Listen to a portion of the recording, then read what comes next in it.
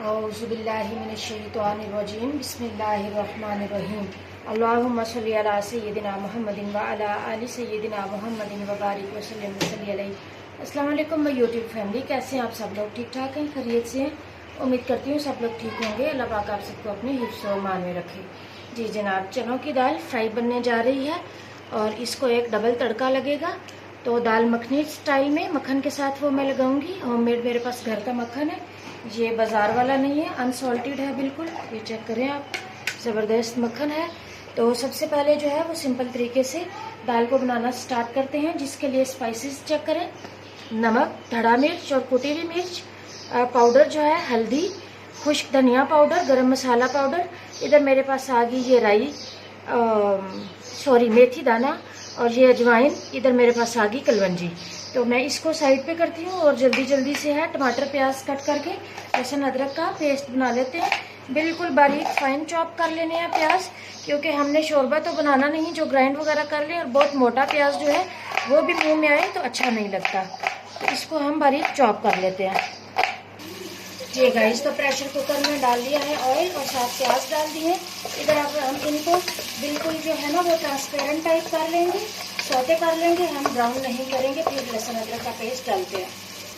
जी guys, तो प्याज ज़बरदस्त ट्रांसपेरेंट हो गए हैं। अदरक लहसुन डाला, इसको बस 1 मिनट भी नहीं लगता, थोड़ी देर में ये हो जाएगा।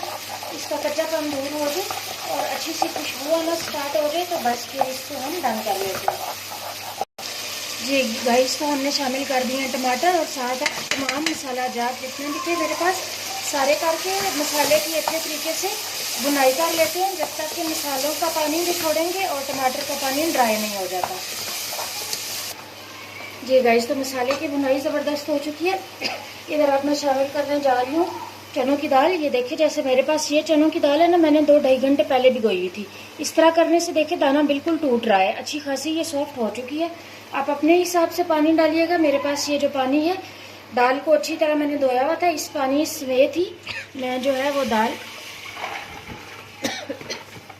देखिए दाल डालकर जो है इसको मैं पानी डाला है अपने हिसाब से। इसको कम से कम 6 से 7 मिनट के लिए सिर्फ मैं प्रेशर कुकर लगाऊंगी, ताकि अच्छे से ज़बरदस्त जो है वो हमारी दाल सॉफ्ट हो जाए।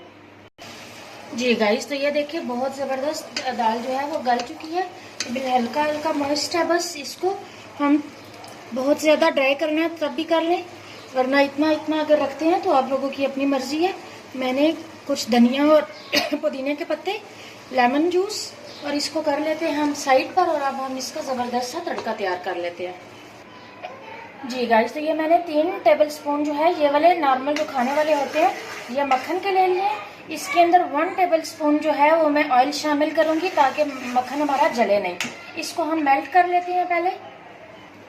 जी गाइस, तो ये देखिए राई, इसको मैंने डाल दिया। जो ये आपको पता है धोते हैं ना, वरना इसमें मिट्टी होती है, तो ये थोड़ी चम्मच के साथ चिमट गई है। मैं इसको इस तरह से मैंने निकाल दिया।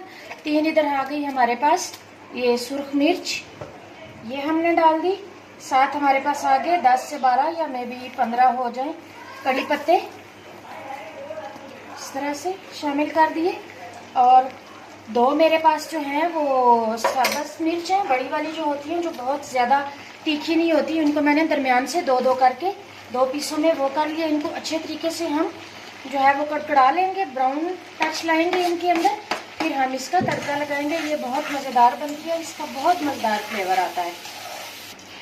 जी गाइस, तो ये देखिए अच्छा सा ब्राउन हो चुका है। इसको अभी हम शिफ्ट करते हैं, फ्लेम अपना ऑफ कर देते हैं हम और इसको शिफ्ट करते हैं दाल के अंदर। ये देखिए जनाब, इस तरह सारा मसाला जो है अपने अच्छे तरीके से दाल के अंदर शामिल कर लेंगे। इसको ज़रा सा बस हम हिलाएंगे। आपको देखिए कितनी ज़बरदस्त जो है ना वो लुक आई है।